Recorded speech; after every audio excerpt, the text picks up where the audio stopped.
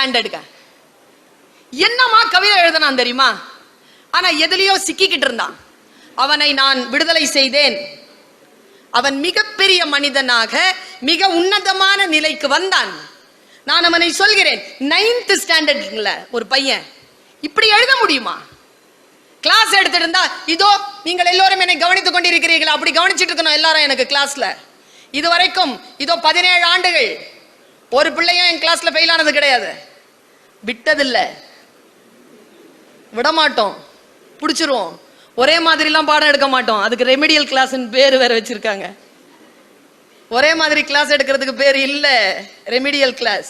ஒரே மாதிரி கிளாஸ் எடுத்து கூட ரெமிடியல் கிளாஸ் எடுத்து கூட பிள்ளைங்க ஃபெயில் ஆகுதுன்னா என்ன காரணம்?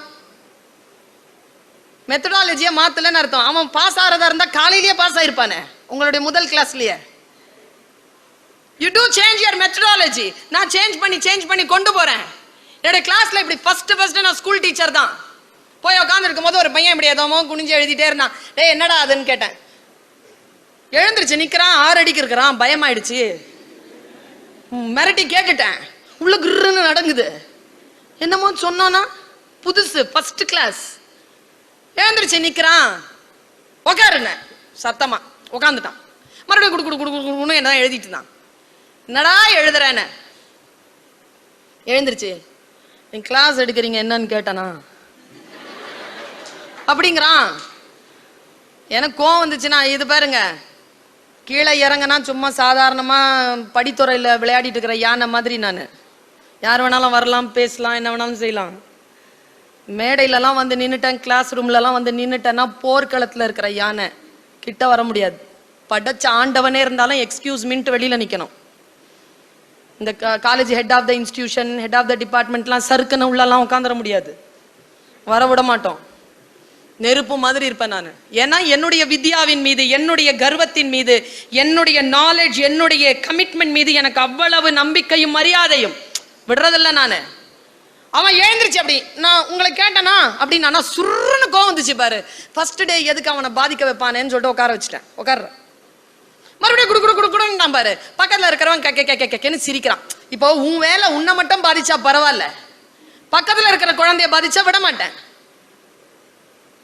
டேய் அப்படின்னு அவன் பக்கத்துல இருக்கிறவன் டைரியை பிடிங்கிட்டு வந்து கையில கொடுத்துட்டு உஷாரா முன்னால உட்காந்துட்டான். என்னன்னு பார்த்தா கவிதை எழுதி இருக்கிற தலைவர். நான் நடத்துறேன் அறத்துப்பால், அவன் எழுதுறான் கவிதை. படிக்கிறேன் சார். 14 வயசு பையன் எழுதுற கவிதையா? வெண்பா எழுதியிருக்காங்க, மரபு கவிதை எழுதியிருக்காங்க. ஒரு கார்ப்பரேஷன் ஸ்கூல் பையன். நான் படிச்சு விதிர்த்து போனேன். அந்த பையன் சொல்றேன், அது என்னன்னு சொல்றேன். படிச்சிட்டேன். குழந்தைகளே, நான் உங்களுக்கு சொல்லுகிறேன், எழுத வருகிறதா? எழுது, மறைக்காத, எழுது. என்ன வந்தாலும் எழுதி தொலை. காலம் அதை உனக்கு திருத்தி கொடுக்கும். யாருக்கும் பயப்படாத. ஆபாசமாக இருக்கிறது எண்ணாத, வெச்சுக்கோ. அப்புறமா தணிக்கை செஞ்சு வெளியிடலாம். டக்குன்னு யாருக்கிட்டையும் கொடுத்துறாத, யாருக்கும் காட்டாத. இப்பெல்லாம் நீங்க எங்க எழுதுறீங்க? எல்லாம் மான வெக்கம் கட்டும் ஃபார்வர்ட் மெசேஜ். எங்க எழுதுற நீ? அன்பானவர்களுக்கு கூட எவனோ எழுதுனது. சில லூசுங்க வந்து கீழே பேரை அழிக்காம அமுச்சு விட்டுரும். தானே எழுதணுங்க. எழுதுறது எவ்வளவு பெரிய பயிற்சி தெரியுமா? அந்த பையன் எழுதியிருக்கான் பாருங்க. நான் அறத்துப்பால் நடத்திருக்கேன், எடுத்து என்னடா அது எழுதியிருக்கிறான்னு சொல்லிட்டு பார்த்தேன். எழுதியிருக்கிறாங்க பையன், 4 வித பண்புகளும் இருக்கும். சபஷ். அச்சம், மடம், நாணம், பயிர்ப்பு, 4 பண்பு. 4 வித பண்புகளும் இருக்கும். அவள் நாவ செய்ய 4 மறை பிறக்கும். ரிக், யஜுர், சாமம், அதர்வனம். 4 வித பண்புகளும் இருக்கும். அவள் நாவ செய்ய 4 மறை பிறக்கும். விழி சந்திரனோ சூரியனோ என்று தினம் மையமெழ கண்களிலே ஜாடை பல தெரிக்கும், உடல் சிலிர்க்கும். அன்றொரு நாள் பெண்ணவளை பார்த்தேன், 14 வயசு. அன்றொரு நாள் பெண்ணவளை பார்த்தேன், அந்த பெண்ணழகை கண்டு மனம் வேர்த்தேன். அட பீடி வாங்க காசு இல்லை, பென்சு வண்டி யோசனையா என்று மனம் சொல்லிவிட மறந்தேன், உடனே இறந்தேன்னு எழுதியிருந்தாங்க.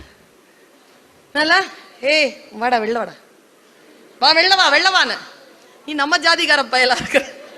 வா கவிதை எழுதுற, வா வா வா வா வா. என்னது இதுன்னு மிஸ் வேணா, இன்னைக்கு நீங்க ஃபர்ஸ்ட் கிளாஸ், உங்களுக்கு I'm a very bad boy அப்படின்னா. நான் சொன்னேன் நானும் பாய் தான் சொல்லுன. என்னது இதுன்னு வேணா மிஸ். நான் ஏய் நல்லா எழுதிருக்கடா. நிஜமாவா மிஸ்? நான் பாருங்க அதாங்க குழந்தை. நிஜமாவா மிஸ்? நான் ரொம்ப அழகா எழுதிருக்கடா. யாருன்னு மட்டும் சொல்லு. யாருக்கிட்டையும் சொல்ல மாட்டீங்களா மிஸ்? நான் சொல்ல மாட்டேன்டா, சத்தியமா நான் சத்தியமா சொல்ல மாட்டேன்டா. பேர் சுஜாதா மிஸ் +2 நான் சொல்லிட்டாங்க. 14 வயசுல குழந்தை எங்கேயோ பாதிக்கப்பட்டிருக்குங்க.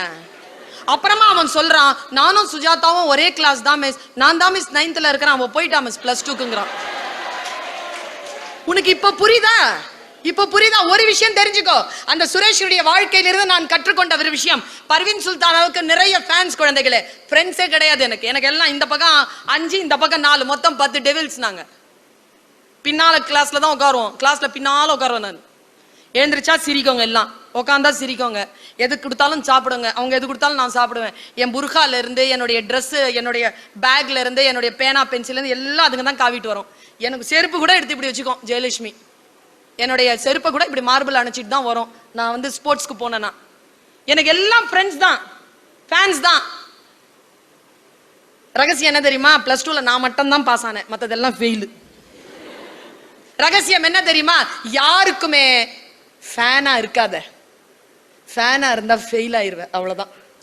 முடிஞ்சா எல்லாரையும் ஃபேனா மாத்து, வாழ்க்கையில ஜெயிச்சிருவேன். யாருக்கும் அப்படி பார்க்காத, அப்படி சொல்லாத. தானே எழுந்து நின்று மற்றவர்கள் தன்னிடத்தில் ரசிக்கும்படி, மற்றவர்கள் தன்னிடத்தில் வந்து கையெழுத்து வாங்கும்படி நீ விஸ்வரூபம் எடுத்து நில், தவிர மற்றவர்களை பார்த்து வியக்காதே என்பதனை நான் கற்றுக்கொண்ட அந்த வினாடி அவனை பார்த்து சொன்னேன், எவ்வளவு அழகாடா எழுதுற, நீ எழுதலாம்ல. எப்படி மிஸ் எழுதுறது? எனக்கு இவ்வளவுதான் மிஸ் எழுத தெரியும். என்ன நான் பார்த்தேங்க, என்னமா எழுதியிருக்காங்க புள்ள. ஆனா எங்கேயோ சிக்கிக்கிட்டு இருக்கான். சிக்கிறதுனால அவனுடைய ஆற்றல் அவனுக்கு தெரியல. இன்னைக்கு நான் சொல்லுகிறேன், பாரதியாரனுடைய அனைத்து பாரதி கவிதைகளுடைய வீரியத்திற்கு காரணம் அவன் சிறிய வயதில் கொண்ட பிள்ளமை காதல் தான். தப்பு இல்லைங்க, ஆனால் அதில் சிக்கிக் கொள்வதுதான் தவறே தவிர அந்த உணர்வு தவறு இல்லை. அந்த உணர்வை வைத்துக் கொண்டு முன்னேற தெரிந்தவர்கள் வாழ்க்கையில் ஜெயிக்கிறார்கள், மற்றவர்கள் தோற்கிறார்கள். வாழ்க்கையில் இந்த விஷயங்களை உங்களுக்கு தெளிவாக சொல்லிக் கொடுக்கின்றவர்கள் யார்? உலகத்தை ஜெயிக்க வேண்டும் என்றால் உன் உணர்வுகளை நீ ஜெயித்தாக வேண்டும். மனசு தாங்க எல்லாத்துக்கும் காரணம். இந்த மனசு மட்டும் ஒரு சூழல்ல உன் பேச்சை கேட்க ஆரம்பிச்சிருச்சுன்னு வச்சுக்கோ, உன்னை பார்த்து கேட்கிறேன், உன்னால் 5 நிமிஷம் தனியா கண்ணை மூடிட்டு உட்கார்ற மாதிரி வேறு எந்த தண்டனையும் உனக்கு கிடையாது. உட்கார முடியாதுப்பா. இந்த கொள்ளிக்கட்டை இல்லாம உட்கார்ந்துரு பாப்போம் 5 நிமிஷம், ஒரு 2 மணி நேரம். இது இல்லாம மேனியா இது எங்கயா மிஸ்பிளேஸ் பண்ணிட்ட, நான் எப்படி தேடுற? நீ பெத்த தாய் புள்ளைய காணாம போட்ட மாதிரி தேடுற. ஒரு மெசேஜா வந்திருக்காது, உன்னை ஒருத்தன் சீந்தி இருக்க மாட்டான். ஆனா அந்த அந்த ரேப்பரையாவது பாத்துக்கணும். ஏதா மெசேஜ் வந்திருக்கான், வரல, என்ன பண்ண போற? நீ அனுப்புறது எதையாவது ஒண்ணு பாக்குறது. ஏன் தெரியுமா? தனிமையில் அந்த ஏகாந்தத்தை அனுபவிக்கக்கூடிய ஆற்றலை இந்த தலைமுறை விட்டு இருக்கிறது. உன்னில் நீ ஆழமாக இரு. நான் ஏன் இவ்வளவு வீரியமாக பேசுகிறேன் என்றால், என்னுடைய தனிமைதான், என் தனிமையில் நான் வாசிக்கின்ற என் நூல்களும் நான் கற்றுக்கொள்ளுகின்ற அந்த வித்தைகளும் தான் காரணமே தவிர, என்னை சுற்றி இருக்கக்கூடிய நண்பர்களிடத்தில் நான் பேசிக் கொண்டிருப்பது என்னுடைய வாழ்க்கையின் வெற்றிக்கு காரணமில்லை. குழந்தைகளை, வாழ்க்கையில் ஜெயித்து வர வேண்டும் என்றால் சில பல தியாகங்களையும் சில பல நம்மை நாமே தூர்வாரி கொள்ளுதலையும் நாம் சாத்தியப்படுத்திக் கொள்ள வேண்டும். அந்த பையன்கிட்ட நான் ஒரு விஷயம் சொன்னேன், தம்பி இவ்வளோ நல்லா நீ எழுதுற, நான் சில தத்தகாரங்கள் சொல்றேன், நீ எழுத முடியுமா? நான் தத்தகாரம்னா என்ன மிஸ்னா? நான் ஏன் தெரியுமா டீச்சர்ஸை வச்சுக்கிட்டு இதை சொல்றேன்? நம் குழந்தைகளிடத்தில் இருக்கக்கூடிய ஆற்றலை, அவர்களுக்கான விஷயங்களை நீங்கள் வழிவகை செய்து தர முடியும். வெறும் யூனிட்டை முடிக்கிறது அல்ல, வெறும் ரிசல்ட்டை காட்டுறது அல்ல, அதை கடந்த நிலையில் அவர்களினுடைய வாழ்க்கையில் அவர்கள் ஏன் எதற்காக இந்த உலகத்தில் சந்தித்திருக்கிறார்கள் என்பதனை இந்த உலகத்தில் அவர்கள் புரிந்து கொள்வதற்காக. அந்த பையனை கூப்பிட்டு நான் சொன்னேன்பா, ரொம்ப ஜாலியா இருக்கும் இதை நான் சொன்னானாலே. அவன் அவ்வளோ ஜாலியா இருந்தான். அந்த 14 வயசு குழந்தை என்கிட்ட பரிசா என்ன கேட்டான் தெரியுமா? ஆச்சரியப்படுவீங்க. அவன் கேட்டது பாரதிதாசன் கவிதைகள். என்கிட்ட பாரதிதாசன் கவிதை கேட்கிறாங்க குழந்தை. பெரியவங்க கூட கேட்டுருவாங்களா? பாரதிதாசன் கவிதையை படிக்க வேண்டும் என்று கேட்டுருவாங்களா? அந்த குழந்தை கேட்டுச்சு என்கிட்ட, பாரதிதாசன் கவிதை படிக்கணும்னு ஆசையா இருக்கு மேடம். 9th ஸ்டாண்டர்ட் படிக்கிற பிள்ளை, ஏதோ ஃபெயில் ஆகிற பிள்ளை தான். ஆனால் அவனுக்கு இருக்கக்கூடிய ஆற்றல். 8ஆம் கிளாஸ் தான் படிச்சாரு கண்ணதாசன். முத்தொள்ளாயிரத்தை கரைச்சி குடிக்கல, தொல்காப்பியத்தை கரைச்சி குடிக்கல. தன்னுடைய ஆசை எதுல இருக்கு? நான் உனக்கு ஒரு விஷயம் சொல்றேன் குழந்தைகளை, உனக்கு எந்த துறையின் மீது மாறாத ஆசையும் வெறியும் இருக்கிறதோ அந்த துறையை பிடித்துக்கொள். அது பெண்ணாகவோ ஆணாகவும் இல்லாமல் மட்டும் பார்த்துக்கொள். அங்கதான் சிக்கிறோம். இந்த துறை எப்படி துறை, அந்த துறை எந்த துறையில் உனக்கு ரொம்ப ஆசை இருக்குதோ அந்த துறையை பிடி. முதல் 5 years 5 வருடங்கள் 10 வருடங்கள் நீ உழைக்க வேண்டி இருக்கும். அதற்கு பின்னால் அது உனக்கு கனி கொடுக்க தொடங்கும். எது உனக்கு ரொம்ப ஆசையா இருக்கோ அதை பிடிச்சுக்கணும். நான் இந்த குழந்தைக்கு சொன்னேன், தத்தகாரம் போடுறேன்டா, எழுதுறியான? தத்தகாரம் என்ன மிஸ்னா? தான தனந்தன தான தனந்தன தானா, தன தான தனந்தன தான தனந்தன தானா, இப்படி எழுதணும்டா. உனக்கு மரபு கவிதை வருது, உன்னால எழுத முடியும். அவங்ககிட்ட நான் நின்றுட்டு பேசிட்டு இருக்கிறேன். ஸ்டாஃப் ரூம்ல ஒரு மிஸ் வந்து சொல்றாங்க, மிஸ் அவன் கெட்ட பையன், அவனோட என்ன பேச்சு? மனசுல சொன்ன, போமா வேலையை பார்த்துக்கிட்டுன்னு. இல்ல மேடம் கொஞ்சம் வேலை இருக்குது, நான் பேசிட்டு வந்துடுறேன்னு வெளியில சொன்னேன்.